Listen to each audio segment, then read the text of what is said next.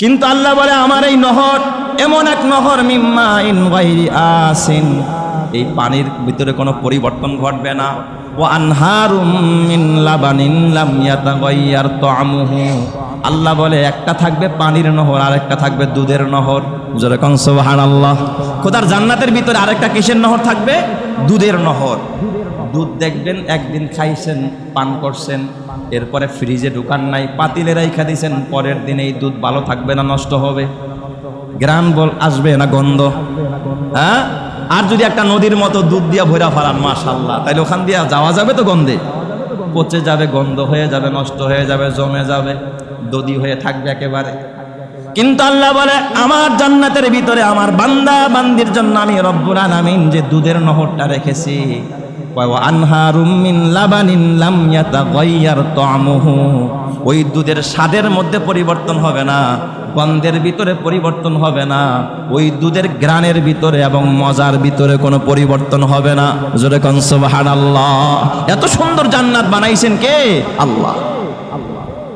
এরপরে 3 নম্বরে আরেকটা নহর থাকবে, ওয়া আনহারুম মিন খামরিন লাজ্জাতিন লিশারিবিন, আল্লাহ বলে ওই জান্নাতের ভিতরে আমি আল্লাহ মদের নহর রাখবো, মদের নহর। সুবহানাল্লাহ কোন সবাই। হুজুর জীবনে তো মদ খাইলাম না, আলেমরা জীবনে মদ খাইলো না, ইমামরা মদ খাইলো না, ভালো মানুষেরা কখনো মদ খাইলো না, যাদের জবানটা দুনিয়ার ভিতরে মদ থেকে পবিত্র রেখেছে, আল্লাহ তাআলা ওই জান্নাতের ভিতরে এমন সুপ্রিয় এমন দামি মদ পান করাবে, সেই মদ পান করলে মাতাল হবে না, মাথা নষ্ট হবে না, এ বাবা সেন্সলেস হবে না। এই মদ খাইলে দেখা গেছে আল্লাহ তাআলা তার ভিতরে তত বেশি আনন্দ আর প্রফুল্ল, তার তত বেশি স্বাদ আর মজা তার ভিতরে আল্লাহ তাআলা দান করবে। সুবহানাল্লাহ। তো মদেরও একটা কি থাকবে বলেন? নহর থাকবে। কোথায়? জান্নাতের ভিতরে। 4 নম্বর আরেকটা নহর থাকবে, কোরআন থেকে বলছি, আরেকটা নহর থাকবে, ওয়া আনহারুম মিন আসালিম মুসাফফা, একেবারে স্বচ্ছ পিওর খাঁটি মধুর নহর। বর্তমানে বাংলাদেশিরা যদি এখন খাঁটি মধু খাইতে চায়, ওরে বাবা, খাঁটি মধু খাওয়া বড় টাফ ব্যাপার। এখন মধুর শেষ নাই, এখন মধু কেমিক্যাল দিয়া বানায় বানায় খাওয়াচ্ছে, ভেজাল। সুন্দরবনের মধু বলেন, যত মানুষের বিজ্ঞাপন দাতার মধু বলেন, মধুর মধ্যে কিছু না কিছু মিক্স থাকে, ভেজাল থাকে। যদি সচক্ষে দেখে মধু কাটেন, ওই মধুর মধ্যে কোনো ভেজাল নাই। কিন্তু খোদার জান্নাতের মধুর নহর থাকবে, মধুর সাগর থাকবে, মধুর দরিয়া থাকবে, ওখানে কোনো মাপ মতো খাওয়া নাই, যা পারো খাও, সব কিছুর ব্যবস্থা করে দিয়েছেন যিনি, তিনি কে?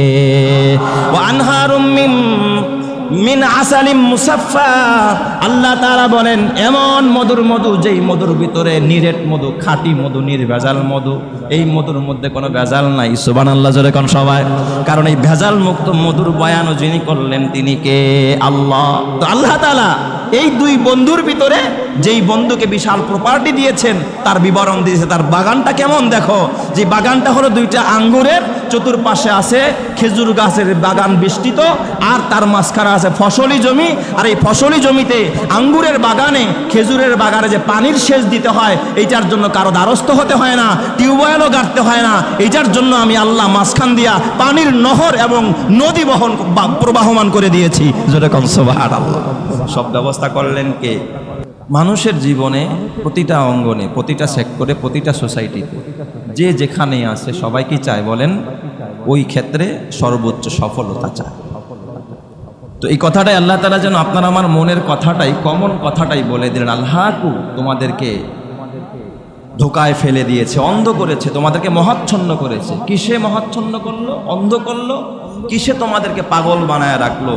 তোমাদেরকে একবারে বিভোর করে দিল। কোন জিনিস? কয় আত্তাকাসুর, আধিক্যতা। কার থেকে কে বেশি, কার থেকে কে বেশি, কার মর্যাদা বেশি, কার সম্মান বেশি, কার ইজ্জত বেশি, কার সুনাম বেশি। এই সুনাম কামানো নিয়েও দেখবেন প্রতিযোগিতা করে, আছে না নাই? একজন গায়ক সেও চায় ভালো গাইতে, একজন বক্তা সেও চায় ভালো বক্তৃতা দিতে, এটাও চাচ্ছে যে আমার কেমনে সুনাম হবে। মানে যে যেই কাজে আছে, একজন পীর সাহেবও চায় যে আমি একজন এই দেশের মধ্যে সবচেয়ে 1 নম্বরের পীর সাহেব হয়ে যায়। মানে কারো ত্রুটি নাই এখানে, আল্লাহ কাউরে বাদ দিয়া কথা বলে নাই। আল্লাহু তোমাদেরকে মহাচ্ছন্ন করে রেখেছে। আত্তাকাসুর, তাকাসুরে, তাকাসুর বলা হয় প্রাচুর্যের প্রতিযোগিতা, কার থেকে কে বেশি, কার থেকে কে বেশি। তবে আল্লাহ তাআলা বলে দিয়েছেন হাত্তা জুরতুমুল মাকাবির, কবরের সাথে সাক্ষাৎ করা পর্যন্ত এই প্রাচুর্যের প্রতিযোগিতা তোমাদের ভিতরে থাকবে, এটা নিশ্চিত, এতে কোনো সন্দেহ নাই। তোমার বাবা ওই প্রতিযোগিতা করছে, যেদিন তোমার বাবাকে তুমি হসপিটালে নিয়ে গিয়েছিলে, হার্ট স্ট্রোক করছে, ওই দিনও যাওয়ার পথে তোমার বাবা তোমাকে কিছু সাজেশন করছে, বাবা আমার অমুক জায়গায় টাকা, এই দোকানটা এমনি চালাবি, ওইটা এমনি করবি। তখনও বাবার ভিতরে এই চিন্তা ছিল, কিন্তু বাবা তখনও চিন্তা করে নাই যে হতে পারে আমি আর হসপিটাল থেকে বাসায় ফিরবো না। বাবার স্বপ্ন ছিল বাড়িটা কমপ্লিট করে তারপরে কবরে যাবে, কিন্তু এটা আনছে, ছাদ ঢালাই হয়েছে, গাঁথনিও হয়েছে, আস্তর করা শেষ, টাইলস করা শেষ, আগামী শুক্রবার দোয়া পড়ে ফ্ল্যাটে উঠবে, কিন্তু বাবা এর আগেই চলে গেছে। তার মানে কবরে সাক্ষাৎ করার আগ পর্যন্ত, কবরের সাথে মোলাকাত করার আগ পর্যন্ত প্রত্যেকটা মানুষের মধ্যে এই প্রাচুর্যের প্রতিযোগিতা, সম্পদের প্রতিযোগিতা, মর্যাদার প্রতিযোগিতা, আধিক্যতার প্রতিযোগিতা বলেন তো আসে না নাই? এখানে এমন কেউ আসেন যে হুজুর না আমার ভিতরে কোনো প্রতিযোগিতা নেই? একজন মানুষ খুঁজে পাবেন না।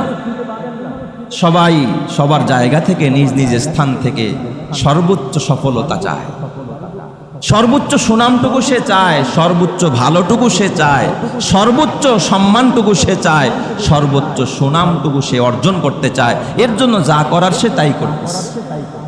কিন্তু আল্লাহ বলেন হাত্তা জুরতুমুল মাকাবির, কবরে সাক্ষাৎ করা পর্যন্ত, তোমরা কবরের সাথে সাক্ষাৎ হওয়া পর্যন্ত এই প্রাচুর্যের প্রতিযোগিতা তোমরা করবাই, আর তোমাদের ভিতরে এটা থাকবেই। কে কার থেকে বেশি সম্পদের মালিক হতে পারো, কে কার থেকে বেশি প্রপার্টির মালিক হতে পারো, কে কার থেকে বেশি সুনাম কামাইতে পারো, কে কার থেকে বেশি মর্যাদার অধিকারী হইতে পারো, এটা তোমাদের ভিতর থাকবেই। অতীতেও ছিল, এখনো আছে, কিয়ামত পর্যন্ত থাকবে। এই জন্য নবীজি বলেছেন আমি আমার উম্মত নিয়ে এই ভয় করি না যে আমার উম্মত একসময় গরিব হয়ে যাবে, আমার উম্মত না খায়া থাকবে, আমার উম্মত অর্ধাহারে অনাহারে দিন কাটাবে, এই জন্য আমি কোনো ভয় করি না, এই জন্য আমি চিন্তাও করি না, আমি কখনো পেরেশানও হই না। সাহাবায়ে কেরামদেরকে বলতেছে যে আমার উম্মত না খায়া মরবে, আমার উম্মত গরিব হয়ে যাবে, আমার উম্মত অভাবে পড়বে, আমার উম্মত অনাহারে অর্ধাহারে দিন কাটবে, এ নিয়ে আমি মোহাম্মদ কখনো ভাবিও না, আমি চিন্তাও করি না। কিন্তু আমি চিন্তা করি আমার উম্মতের সম্পদের প্রাচুর্যতা নিয়ে, যে আমার উম্মতের সম্পদ বেড়ে যাবে, আর এই সম্পদ তাদেরকে অন্ধ করে ফেলবে। তার সম্পদ তাকে নামাজ পড়তে দিবে না, তার সম্পদ তাকে রোজা রাখতে দিবে না, তার সম্পদ, তার এই সম্মান, তার এই ইজ্জত তাকে হজে যাইতে দিবে না, তার এই ইজ্জত, তার এই সম্পদের মোহ একটা সময় তাকে হক কথা বলতে দিবে না, কোরআনের পথে চলতে দিবে না, ইসলামের পথে চলতে দিবে না, দ্বীনের পথে চলতে দিবে না, তাবলীগের পথে চলতে দিবে না, নামাজের পথে চলতে দিবে না, সিজদার পথে চলতে দিবে না, যাকাতের পথে হাঁটতে দিবে না, কুরবানির পথে চলতে দিবে না, দ্বীনের পথে তাকে চলতে দিবে না, তাকে বিপদগামী করে জাহান্নামী করে ফেলবে তার সম্পদ। ঠিক না ব্যাঠিক? যে দেখা এই কথাটাই আল্লাহ তাআলা বলছেন আল্লাকুমুত তাকাসুর হাত্তা জুরতুমুল মাকাবির। এই প্রাচুর্যতা তোমাদেরকে এতটা অন্ধ করেছে, এতটা মহাচ্ছন্ন করেছে যে কবরে যাওয়া পর্যন্ত তোমার দেখো, নিজের চোখে দেখো, নিজেরটা বাদ দাও, তোমার দাদা কবরে চলে গেছে, দেখো তোমার বাবার মৃত্যুর আগ মুহূর্তের কথাও ছিল যে বাড়িটা কিন্তু কমপ্লিট করেছে, জমিনে কিন্তু অমুক জায়গায় ভেজাল আছে, আমার কাগজের মধ্যে একটু সমস্যা আছে, এটা কিন্তু কমপ্লিট করে রাখিস। তোমার বাবারও মৃত্যুর আগের কথা ছিল যে আমার দোকানে কিন্তু অমুকের কাছে পাওনা টাকা আছে, অমুকে আমার কাছে টাকা পাবে, বাবা এমনি এমনি কাজগুলো করবা, এটা কিন্তু তোমার বাবার মৃত্যুর আগ মুহূর্তের কথা ছিল। তার মানে সেও মরণ পর্যন্ত, কবরে যাওয়া পর্যন্ত তার প্রাচুর্যের আধিক্যতায় তাকে অন্ধ করে রেখেছিল। আর এই প্রাচুর্যের মোহ আজকে আমাদেরকেও এমনভাবে ধরেছে, যার কারণে আজকে আমরা নামাজ থেকে গাফেল, হজ থেকে গাফেল, যাকাত থেকে গাফেল, কুরবানি থেকে গাফেল, দান খয়রাত থেকে গাফেল, যাকাত দেওয়া থেকে গাফেল। ম্যাক্সিমাম মানুষের ভিতরে এই প্রাচুর্যের মোহ তাদেরকে একেবারে অন্ধ করে ফেলেছে। ঠিক না ব্যাঠিক? পুরাপুরি অন্ধ করে ফেলেছে। আহা, অথচ এই সম্পদ, এই মাল আল্লাহ তাআলা কোরআনুল কারীমের মধ্যে বলে দিয়েছেন আল মালু ওয়াল বানুনা জিনাতুল হায়াতিদ দুনিয়া। আরে বেটা, এই মাল আর সন্তান এগুলো হলো দুনিয়ার একটা সৌন্দর্য। আল্লাহ দুনিয়াকে মাল দিয়া সাজাইছে, গাছপালা তরুলতা, নদ নদী পাহাড় পর্বত সুজালা সুফলা ফলে ফুলে এতটা মোহিত আল্লাহ কেন করেছেন? আল্লাহ সাজাইছেন, এই বসুন্ধরাকে সাজিয়েছেন। আল মালু ওয়াল বানুন, আল্লাহ বলেন মাল এবং সন্তান জিনাতুল হায়াতিদ দুনিয়া, এটা কিন্তু দুনিয়ার সৌন্দর্য। আমি আল্লাহ মাল দিয়া সৌন্দর্য দিয়া দুনিয়াকে সাজাইছি। আমি আল্লাহ পাহাড় দিয়া সাজাইলাম, নদ নদী দিয়া সাজাইলাম, নদী নালা দিয়া সাজাইলাম, খাল বিল দিয়া সাজাইলাম, ফল ফুল পশু পাখি দিয়া সাজাইলাম। আমি সুন্দরবনের ভিতরে রয়্যাল বেঙ্গল টাইগার দিলাম, আমি আল্লাহ হরিণ দিলাম, আমি আল্লাহ বাঘ দিলাম, আমি আল্লাহ পদ্মার ভিতরে তোমাদেরকে ইলিশ দিলাম, আমি আল্লাহ তোমাদেরকে মাটির নিচে স্বর্ণ দিলাম। এটা শুধুমাত্র দুনিয়ার সৌন্দর্য, জিনাতুল হায়াতিদ দুনিয়া। তোমাকে ছেলে দিলাম, মেয়ে দিলাম, তোমাকে ভাই দিলাম, বোন দিলাম, তোমাকে যত সন্তান দিলাম, এই সবগুলো দিয়ে আমি দুনিয়াকে সাজাইলাম। কিন্তু এগুলো কিন্তু আসল না। বলেন তো, বর যখন কোনো কনের বাসায় যায়, সেখানে সব সাজানো হয়, গেট করা হয়, বরের জন্য আলাদা স্টেজ করা হয়, সমস্ত সুন্দর সুন্দর ব্যবস্থাপনা করা হয়েছে, কিন্তু খাবার দেয় নাই, কনেও দেয় নাই। বলেন তো, এই বর যাত্রী যারা, এরা সফল না বিফল? বিফল। উদ্দেশ্য ছিল এই সৌন্দর্য না, উদ্দেশ্যই সাজানো গুছানো না, উদ্দেশ্য ছিল মেয়েটা আমাদেরকে দিবে, তাই না? কিন্তু যদি মেয়ে না দেয়, সব বিফল হয়ে যাবে। আল্লাহ বলে দুনিয়াকে স্টেজ সাজাইলাম, আসমান দিয়া সাজাইলাম, জমিন দিয়া সাজাইলাম। আমি আল্লাহ হাজার পাওয়ারের হ্যালোজিং লাইট দিলাম, সূর্য দিলাম, আবার অর্ধেক পাওয়ারের চন্দ্র দিলাম, আবার ডিম লাইট দিলাম, ঝিকমিক বাতিও দিলাম, তারকাও দিলাম, সব দিয়া সাজাইলাম। এগুলো হলো জিনাতুল হায়াতিদ দুনিয়া, দুনিয়ার সৌন্দর্য। ওয়াল বাকিয়াতুস সালিহাতু খায়রুন ইনদা রাব্বিক। তবে শুনে রেখো বান্দা, তোমার নেক আমল, তোমার ঈমান এবং আমল, এটাই হবে রবের কাছে বাকি থাকবে। আর এর বিনিময়ে তোমার রব, তোমার ঈমান আর তোমার আমলের বিনিময়ে তোমার রব তোমাকে খোদার জান্নাত দিয়ে দিবে। এইগুলোর বিনিময়ে জান্নাত দিবে। এই সাজানো গুছানো এইগুলোর দ্বারা আল্লাহর কাছে কিছুই পাওয়া যাবে না।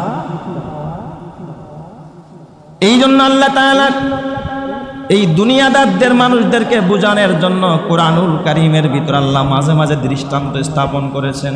মাঝে মাঝেই দেখবেন কোরআনের ভিতর আল্লাহ তাআলা উপমা পেশ করেছেন, দৃষ্টান্ত দিয়েছেন। আল্লাহ তাআলা মানুষদেরকে বুঝাইছেন যে মানুষগুলো তোমরা বুঝো, আখিরাত চিনো, আল্লাহকে চিনো। মানুষ যখন আখিরাত চিনবে, আল্লাহকে চিনবে, ইলমুল ইয়াকিন যখন অর্জিত হবে, তখন আর এই মানুষগুলো এই প্রাচুর্যের মোহে অন্ধ হবে না। তখন তারা আখিরাত নিয়ে প্রতিযোগিতা করবে, আল্লাহকে পাওয়া নিয়ে প্রতিযোগিতা করবে, জান্নাত নিয়ে প্রতিযোগিতা করবে।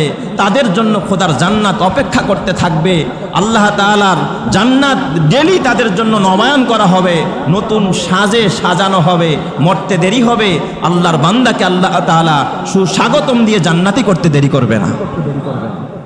এই জন্য আমাদের এই দুনিয়ার সাজসজ্জা নিয়ে প্রতিযোগিতা নয়, প্রতিযোগিতা হতে হবে আখিরাত নিয়ে। কি নিয়ে বলেন?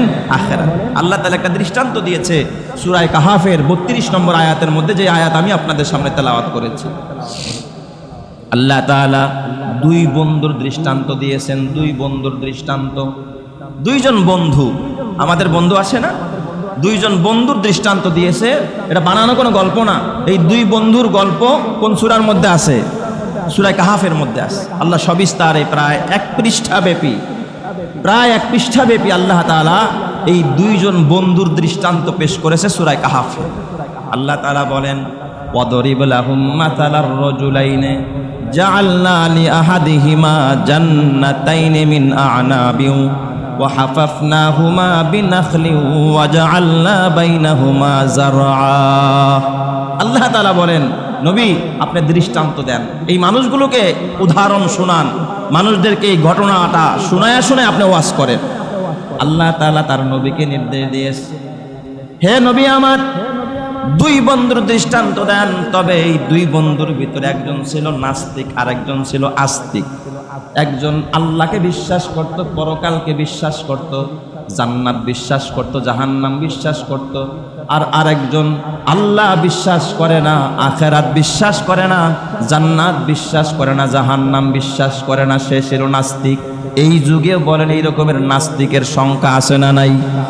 সব জায়গায় নাস্তিকতা এখন বেড়েই চলছে। তো যে নাস্তিক তার সম্পদের কোনো শেষ নাই, প্রচুর সম্পদের মালিক, বিশাল বিশাল প্রপার্টির মালিক, বিশাল এরিয়ার মালিক। তৎকালীন যুগে তার মিল ফ্যাক্টরি ছিল না। যেই যুগের দৃষ্টান্ত আল্লাহ তাআলা পেশ করছে, ওই যুগে যেটাকে মানুষ প্রপার্টি বলে, যেটাকে মানুষ উন্নতির চরম স্বর্ণ শিখর বলে, সেই দৃষ্টান্তে আল্লাহ তাআলা দিচ্ছে। আল্লাহ তাআলা বলেন জাআলনা লিআহাদিহিমা জান্নাতাইন। এক বন্ধু যে নাস্তিক, ধনী বন্ধু, সে ছিল খুব ধনী। এই ধনী বন্ধুর জন্য আল্লাহ তাআলা দুইটা বাগান দিয়েছে। কয়টা বাগান? দুইটা বাগান। দুই বন্ধুর গল্প শোনাচ্ছে, খেয়াল করবেন। এক বন্ধু হলো ধনী, এই বন্ধু হলো নাস্তিক। আর এক বন্ধু গরিব, এই বন্ধু হলো আস্তিক ইমানদার। তার মানে একজন জান্নাতি আর একজন জাহান্নামী। এই ঘটনা বয়ান করেছেন যিনি, তিনি কে? জাআলনা লিআহাদিহিমা জান্নাতাইন। আল্লাহ বলেন একজনকে আমি দুইটা বাগান দান করেছি। কয়টা বাগান? দুইটা বাগান। কিসের বাগান? মিন আনাব। আল্লাহ বলে দুইটা আঙ্গুরের বাগান, বিশাল বিশাল সুবিশাল। যেই বাগানের কথা আল্লাহ নিজে বলে, বলেন তো এই বাগান ছোট না বড়? হ্যাঁ, বিশাল প্রপার্টির মালিক সে। আমরা একটা সময় আমাদের জন্মের পরে শুনছি আমাদের এলাকার এক ভাই 1300 বিঘা জমির মালিক ছিল। কত বিঘা? 1300 বিঘা জমির মালিক। এই যুগে তো এখন আর কল্পনা করা যায় না। 1300 বিঘা, 1400 বিঘা। এখন অন্যায়ভাবে অনেকে অনেক সম্পদ উপার্জন করে, কিন্তু সকালে আছে, বিকালে নাই। নদীর কুল ভাঙে ও কুল গড়ে, এই তো নদীর খেলা। নদীর কুল ভাঙে ও কুল গড়ে, এই তো নদীর খেলা। সকাল বেলার ধনীরে তুই ফকির সন্ধ্যাবেলা। 600 বিঘা জমির মালিক, এরপরে দেখা গেছে কিছুই নাই, একেবারে ফকির। পালিয়ে বেড়াতে হয়, ঠিক না বা ঠিক? যদি কন এমন সম্পদ সুখ আনতে পারে জীবনে, অশান্তি ছাড়া কিচ্ছুই আনতে পারে। তো ওই বন্ধুকে আল্লাহ তাআলা দুইটা আঙ্গুরের বাগান দিছে। এবার বাগানের আল্লাহ তাআলা বিবরণ দিচ্ছে, বাগানটা কেমন আল্লাহ নিজে বলতেছে, দেখছেন নি? জাআলনা লিআহাদিহিমা জান্নাতাইন। একজনকে আমি দুই জান্নাত দিছি, মানে দুইটা বাগান। জান্নাত অর্থ কি? বাগান। দুইটা জান্নাত দিছি মানে দুইটা বাগান দিস। মিন আনাব, আঙ্গুরের বাগান। ওয়া হাফাফনাহুমা বিনাখলিন। এই আঙ্গুরের বাগানের চতুর্দিক দিয়ে আমি বেষ্টন করে রেখেছি খেজুর গাছ দিয়া। মাঝখানে আঙ্গুরের বাগান, আর চতুর্দিক দিয়া বেষ্টনী দেওয়া কি গাছ দিয়া? খেজুর গাছ দিয়া। খেজুর গাছের বাগান। তার মানে মাঝখানে আঙ্গুরের বাগান, চতুর্দিক দিয়ে আছে কিসের বাগান? খেজুরের বাগান। মানে একটা একটা গাছ না, চতুর্দিক দিয়ে বিশাল প্রপার্টি, কয়েকশো বিঘা জমি মিলা খেজুরের বাগান। মাঝখানে আছে কয়েকশো বিঘার ভিতরে কিসের বাগান? আঙ্গুরের বাগান। জাআলনা লিআহাদিহিমা জান্নাতাইনি মিন আনাবিন ওয়া হাফাফনাহুমা বিনাখলিন। আল্লাহ বলে এই বাগানটাকে, আঙ্গুরের বাগানটাকে ঘিরে রেখেছি আমি খেজুরের বাগান দিয়া। কি দিয়া? খেজুরের বাগান দিয়া। এরপরে আল্লাহ বলতেছেন জাননি এই বাগানটা আরো কত সুন্দর। ওয়াজআলনা বাইনাহুমা যারআ। আঙ্গুরের বাগান এবং খেজুরের বাগানের মাঝে মাঝে আছে ফসলি জমি। কি জমি আছে? ফসলি জমি। এখানে ফসল চাষ করা হয়। দুইটা বাগান বিশাল। এই বাগানের মাঝখান দিয়ে আছে হলো ফসলি জমি, ধানের জমি, এরপরে সরিষার জমি, অন্য অন্য ফসলি জমি। আর এই ফসলি জমির দুই দিক দিয়ে আছে হলো আপনার আঙ্গুরের বিশাল বিশাল বাগান। আর এই আঙ্গুরের বাগানের চতুর্দিক দিয়া বেষ্টন করা আছে খেজুরের বাগান। এরপরে আল্লাহ তাআলা বলেন এই বাগানটার মাঝখানে আছে হলো নহর, মানে নদী। দেখছেন একটা সময় মানুষ জমিনের ভিতরে, বাগানের ভিতরে পানি না দিলে বাগানের গাছগুলো মরে যায়। তো নিজস্ব পানি, এই দুই আঙ্গুরের বাগানের মাঝখানে হলো শস্য ক্ষেত, আর এর মাঝখান দিয়ে আছে নদী। বলেন তো নদী তো তার মানে এখান থেকে 2 হাত জায়গার নাম নদী, তাই না? 3 হাত জায়গার নাম। তার প্রপার্টিটা কত বিশাল এবার চিন্তা করেন। যে দুই পাশে আছে বিশাল আঙ্গুরের প্রপার্টি, আঙ্গুরের বাগান, আর আঙ্গুরের বাগানকে বেষ্টন করছে বিশাল খেজুরের বাগান। আর এই আঙ্গুর আর খেজুরের বাগানের মাঝখানে আছে বিশাল চাষাবাদের ভূমি। সুবহানাল্লাহ বলবেন না সবাই? পুরা তার প্রপার্টির বয়ান করতেছে আল্লাহ তাআলা সূরা কাহাফের ভিতরে। এরপর আল্লাহ তাআলা বলেন এই বাগানের মাঝখান দিয়া বাগানে যে সেচ দিতে হবে, পানি দিতে হবে, এটার জন্য কারো কাছ থেকে ভাড়া পানি আনতে হবে না, ভারত থেকে আনতে হবে না, ইউরোপ থেকে আনতে হবে না। আমি আল্লাহ ওই বাগানের মাঝখান দিয়ে আবার আমি নদী আর নহর প্রবাহিত করে দিয়েছি। সুবহানাল্লাহ। আল্লাহর জান্নাতের ভিতরে দেখবেন ফলের বাগান থাকবে, ফুলের বাগান থাকবে, মাঝখান দিয়ে আবার পানির কি থাকবে? নহর থাকবে, থাকবে না?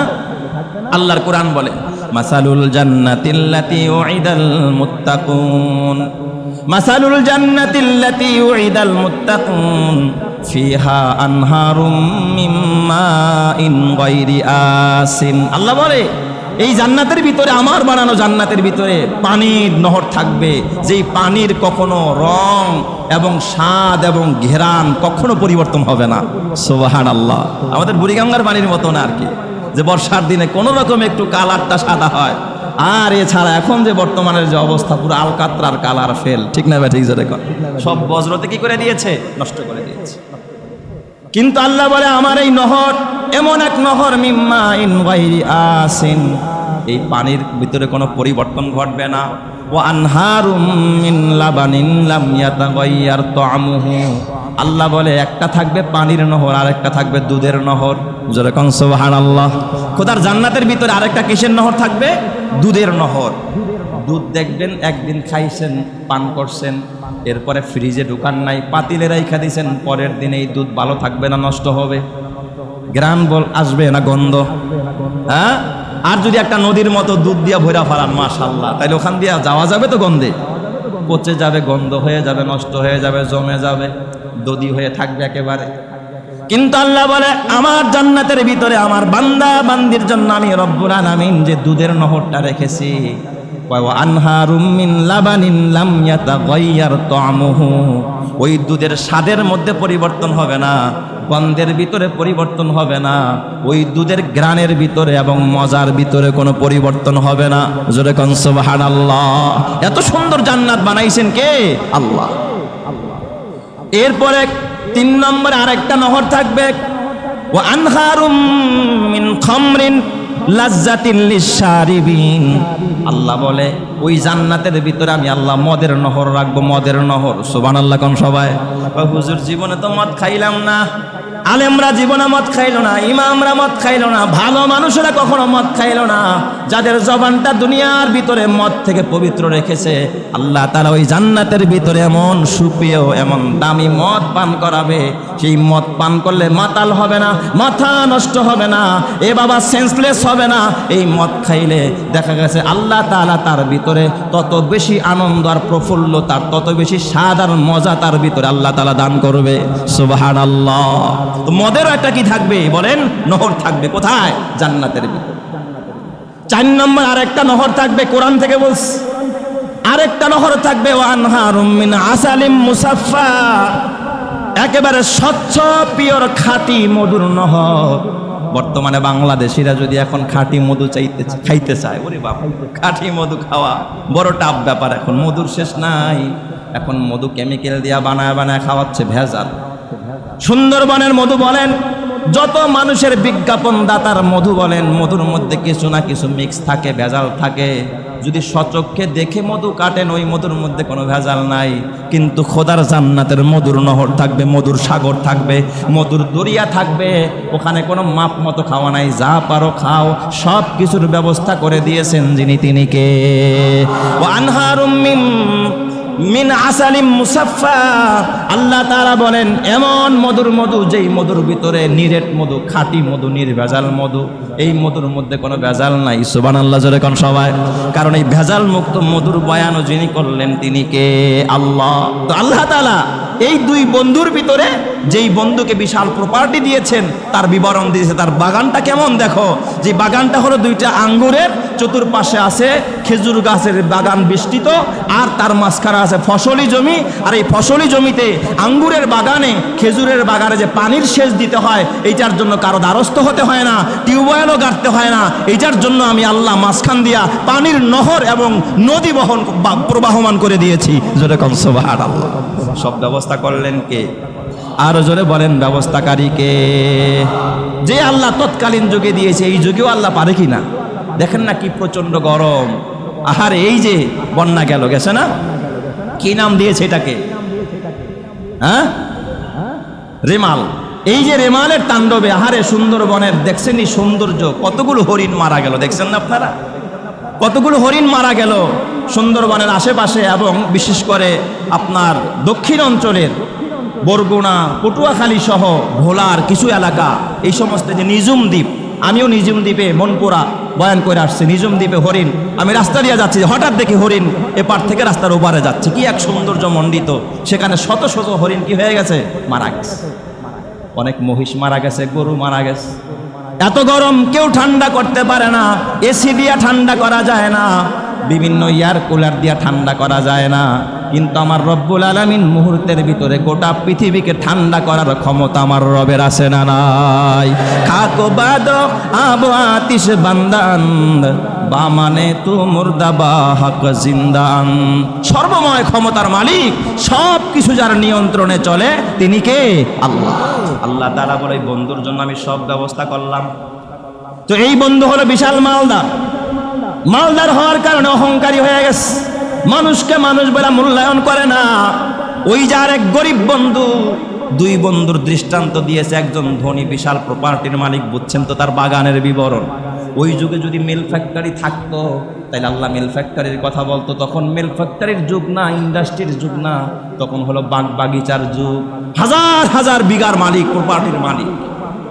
এই বন্ধুর সাথে এক গরিব বন্ধুর দোস্তি। গরিব মানুষ কিন্তু ইমানে ভরা, সুবহানাল্লাহ জোরে কোন সবাই।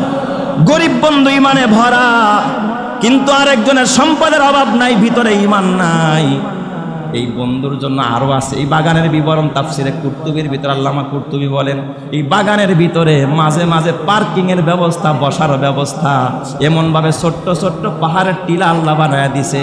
ওখানে বসলে নদীর হিমেল হাওয়া আর পাখিদের কিচির মিচির, মনে হয় যেন ভিতরটাকে আল্লাহ পুরো একটা নন্দন পার্কের মতো আল্লাহ তাআলা বানায়া দিছে। সুবহানাল্লাহ।